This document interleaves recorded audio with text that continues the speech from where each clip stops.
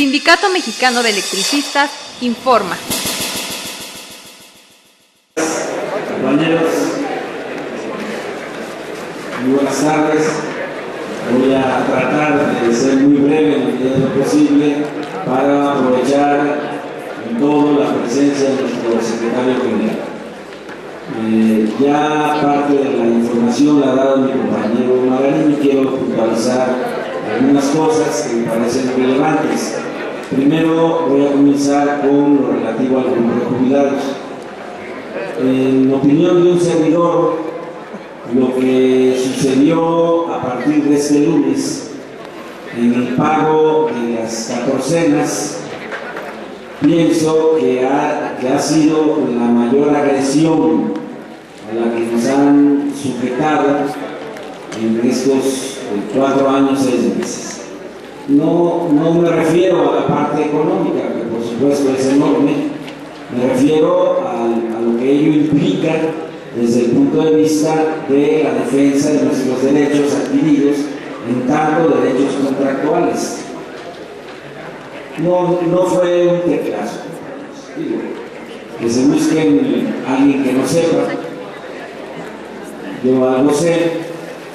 Los pagos en nómina digitalizados se realizan a través de sistemas muy depurados, porque no se maneja un solo dato, se manejan datos personales de más de 20,000 jubilados, que ello incluye una numeración por número de trabajador, ello incluye muchos otros datos que tienen que ver con la acreditación de pago, como son el RFC, en fin, es un cúmulo de información sobre la cual se inserta, también atado a un sistema de información, las cuotas diarias de jubilación. Y luego, como es un sistema mecanizado, digitalizado, cuando se mueve alguna de esos componentes que van interrelacionados, automáticamente hay una modificación. Cuando este hecho se dio, yo estaba más preocupado por el formato en sí, porque el formato lo habían modificado casi totalmente, habían separado saldos de ingresos y deducciones, habían modificado ilegalmente hacia atrás toda la memoria informativa con los formatos anteriores que no habían generado problema, y a decir de ellos, cosa que no está clara y no tiene fundamento en la parte fiscal, separaron los saldos de los ingresos y sus deducciones, argumentando que lo hacían como resultado de la nueva normatividad fiscal, cosa que tampoco se sostiene.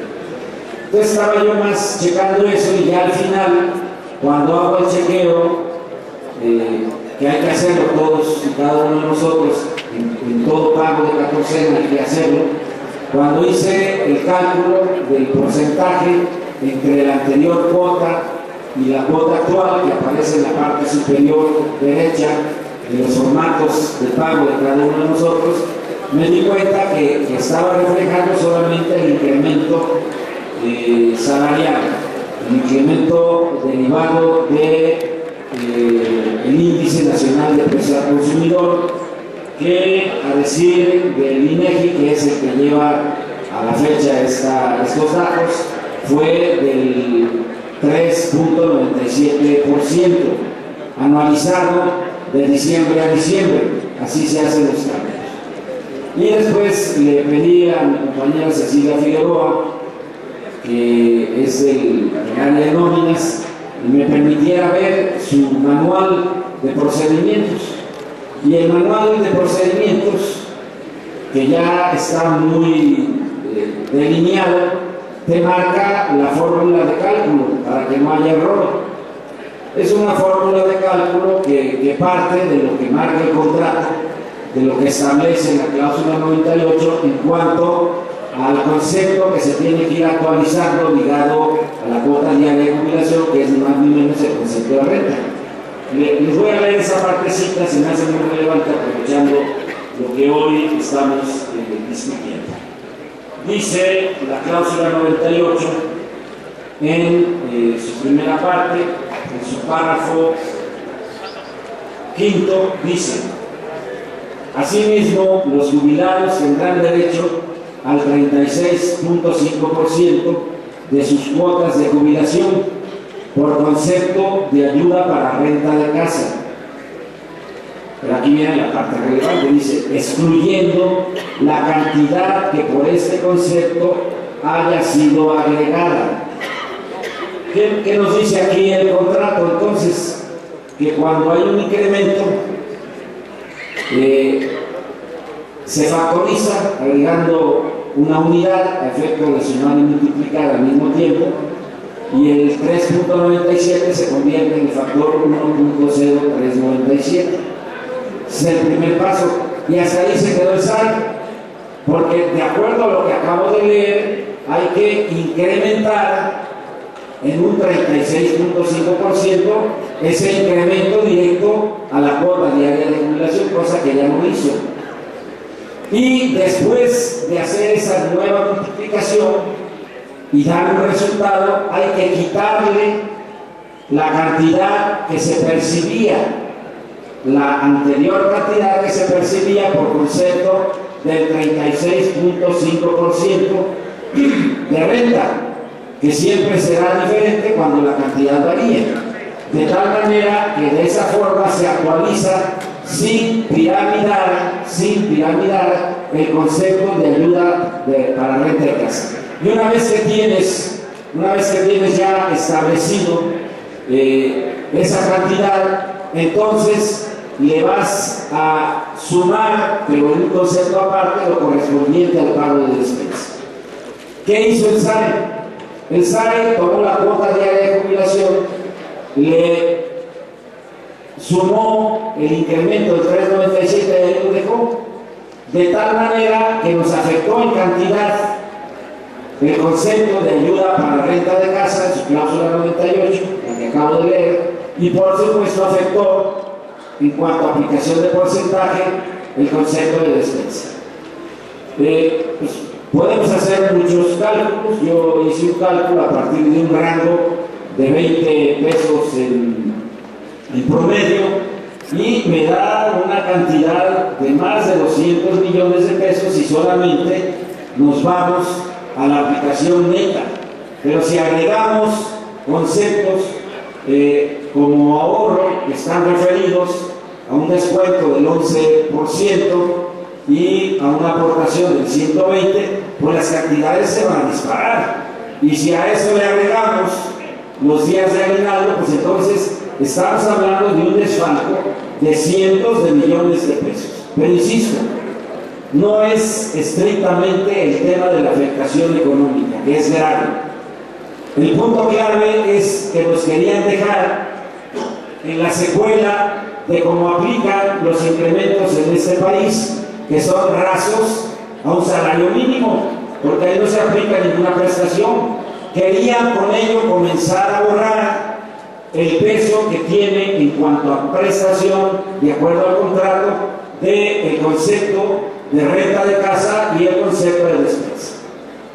Entonces, si eso lo hubiéramos nosotros permitido o hecho caso omiso, y lo digo con toda franqueza, nadie se vaya a ofender, no somos muy dados a checar nuestros ingresos, compañeros, y que sirva, entre otras cosas, esta experiencia que hemos vivido para que entre todos hagamos una revisión.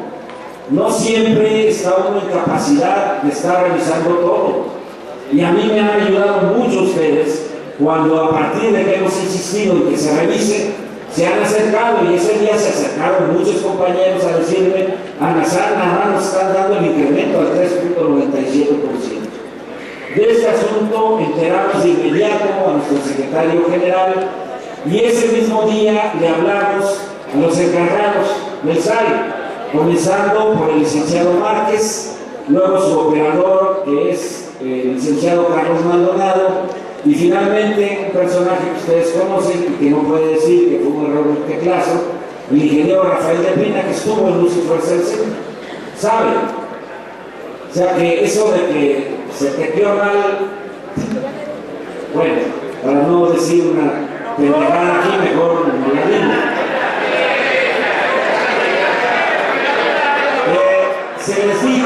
Se les dijo, ustedes están violentando el contrato, pero además están violentando su propio procedimiento. Yo para ese momento ya tenía yo desglosado el tema, el asunto. Le dije, en el 2009, por ejemplo, en el 2009, el índice nacional de precios al consumidor fue de un 4.9%, de tal manera que no se incrementaron las cuotas diarias de jubilación en 4.9%, sino se incrementaron por un factor del 0.07490, o sea, un incremento mayor. En el 2010 fue del 3.57 y se incrementaron en 0.05750, es decir, fue un incremento mayor. Después, en el 2012 fue del 3.82 y el incremento fue del 6.03%, y así sucesivamente. ¿Por qué? Porque así lo marca el contrato. Eso lo supimos desde que éramos activos, cuando veíamos el cheque y el jubilado mostraba el suyo, y siempre en una revisión salarial o contractual, siempre los jubilados obtenían una cantidad mayor, resultado de la estructura del contrato que busca, en este caso, proteger los derechos y las prestaciones del grupo de jubilados. Entonces, contra ello iba la ofensiva del SAE. Querían ver si era chicle y pegaba, si teníamos reacción o no. De tal manera que en el primer intercambio verbal que tuvimos, telefónico, les hice saber, y esto fue una actitud personal, pero de la cual no me arrepiento. Le dije, ustedes no corrigen esto y nos vamos a plantar en forma indefinida, vamos a amarrarnos con cadenas y vamos a estar ahí dando información del desaseo en el manejo no solamente de los dineros nacionales, y le toqué el caso de oceanografía, sino también el desfalco que pretende en relación al Sindicato Mexicano de Electricistas. De esto, enterado nuestro secretario general, fue un tema primordial a tratar en la reunión de la mesa de gobernación el día de ayer. Y por supuesto, como no tenían argumentos con los cuales defenderse, porque manejamos dos, uno lo que establece el contrato y el otro es cómo se ha venido aplicando el contrato colectivo de trabajo del 2009 a la fecha. Y entonces no tuvieron argumento de respuesta más que esa tontera para poder tratar de engañar, si se le puede llamar a ello engaño, al subsecretario de Gobernación, el licenciado Luis Enrique Miranda, cuando dicen es que se le fue el dedo al que opera y dio el reglazo. Bueno, eso fue lo que dijeron. El asunto quedará resuelto en el pago de la próxima 14. Pero yo no bajo la guardia y les pido de favor que no bajen la guardia. Vamos a revisar todo nuevamente. Ya cada vez son más los compañeros que entran en internet, que colocan su código, que acceden a su formato, y vamos a hacer una revisión minuciosa en cuanto al pago de nuestras 14.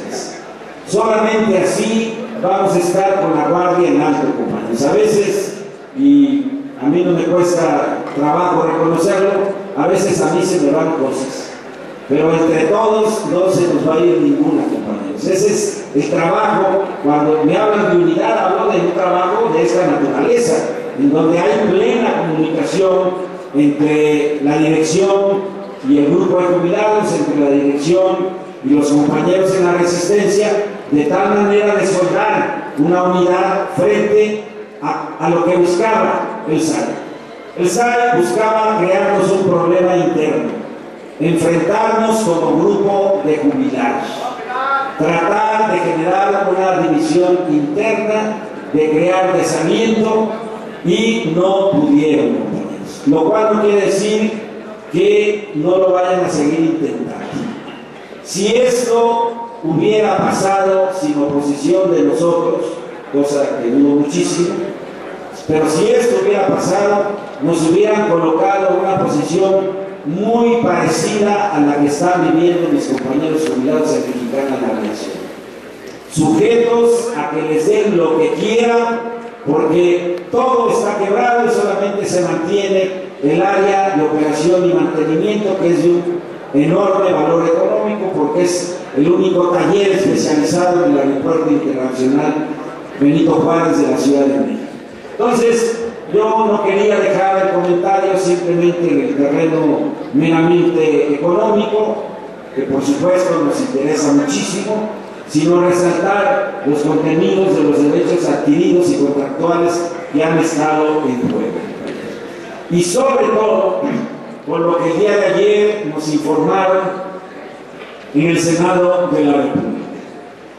Cuando nuestro secretario general da lectura al punto de acuerdo que hace suyo la fracción parlamentaria del PRD a través de la presencia de su coordinador, que llegó un poco al final, pero llegó finalmente a expresar su apoyo, de la senadora Angélica Peña, que es la responsable de la Comisión de Derechos Humanos, y del vicepresidente de la fracción parlamentaria del PRD en el Senado de la República, el senador Luis Sánchez, ¿sí? Ahí quedó muy claro, después de la lectura del punto de acuerdo, cuando a pregunta expresa de cómo iba el asunto de la reforma energética, se miraron entre ellos y dijeron: no vemos que pueda salir en este periodo ordinario, y lo más seguro es que se vaya a un periodo extraordinario para el mes de mayo.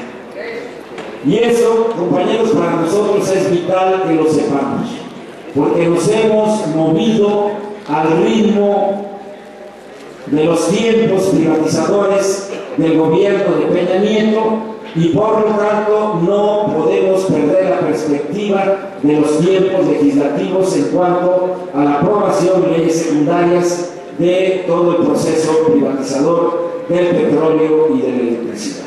Eso no quiere decir que nos quedemos cruzados de brazos. Eso quiere decir mantener la guardia en todos los sectores, en todos los terrenos en donde el sindicato tiene presencia, con el propósito único firme de recuperar nuestros trabajos. Ya se va a dar la información, que nos da mucho gusto escucharla, haberla escuchado el día de ayer, habiendo sido confirmado hace unos minutos por nuestro secretario general en cuanto al proceso de jubilación. Y por lo tanto, compañeros jubilados, ya me dirijo directamente a ustedes, esta propuesta que estamos haciendo de una asamblea magna de jubilados para el día 8 de mayo tiene una importancia estratégica enorme, enorme. Hay que trabajar en ella.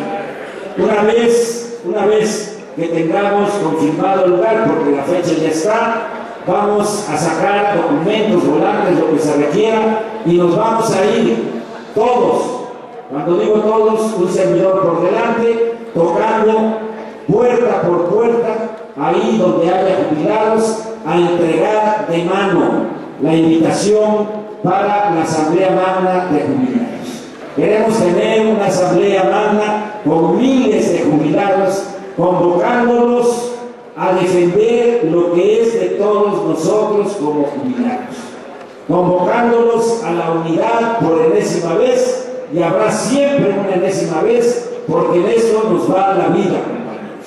Si nosotros bajamos la guardia, si nosotros nos confiamos a un devenir de que pues, mientras me paguen mi catorcena no hay conmigo ningún problema, la amenaza latente de que nos coloquen en un fideicomiso y que nos reduzcan a los términos de una pensión universal infame y miserable sigue siendo un riesgo permanente, compañeros. Esto será parte de la información que daremos casa por casa una vez que tengamos, sea volante, sea la circular, el sitio donde se va a realizar la Asamblea Magna de Jubilados y la convocatoria, compañeras y compañeros, parte de aquí, de los que están presentes, de los cientos de jubilados que no han bajado su presencia, su asistencia a estas reuniones de todos los miércoles, que en efecto tienen un carácter histórico, que dan cuenta de la democracia, de la fortaleza del Sindicato Mexicano de Electricistas y del papel digno, valeroso que hemos jugado como grupo de jubilados al interior,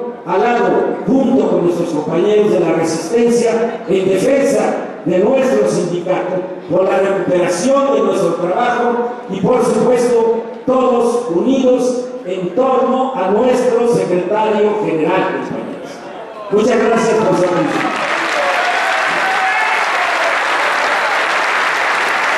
Mantente alerta a nuestra transmisión.